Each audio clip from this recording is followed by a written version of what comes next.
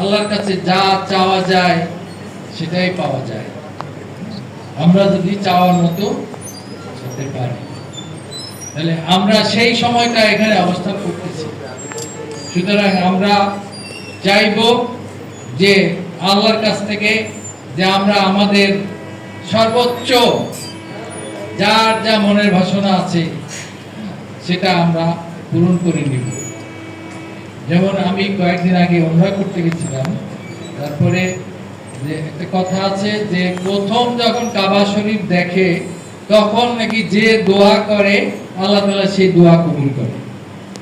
এখন একজন হুজুর বা একজনের মাধ্যমে আমি জানলাম যে আমি চাইলে কোনো একটা পার্টিকুলার জিনিস চাবো, সেখানে তার অ্যাডভাইসটা হলো এই যে আপনি আল্লাহর কাছে এইভাবে চাইবেন যে আল্লাহ আমি এখানে যতদিন অবস্থান করব ততদিনে আমি তোমার কাছে যা চাইবো সেটা তুমি কবুল করবে।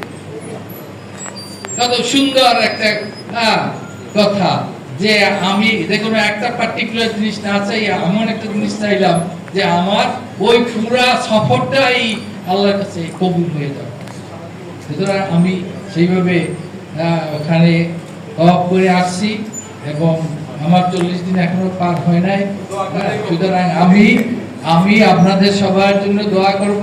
জানি না আল্লাহ, আমরা পাপী বান্দা, সুতরাং আল্লাহ কতটুকু কবুল করবে, তবে আমরা আশাবাদী যে হ্যাঁ, কেন আমরা আল্লাহ কবুল করবে না, কেন আমরা আল্লাহর কাছ থেকে সেটা আদায় করে। আপনারা আপনাদের সবার জন্য আমার দোয়া রইল এবং আমার জন্য দোয়া করবেন। আল্লাহ হাফেজ। ধন্যবাদ আলিম ভাইকে। আমি এখানে আমাদের মাঝে আরেকজন উপস্থিত আছেন, অর্থ দাঁড়ান, উনি যে হেড অফ ফাইন্যান্স, ঠিক আছে, ওনাকে পরিচয় করাই দিলে তো অর্থ বন্ধ করে দেবে, ঠিক আছে। Thank you.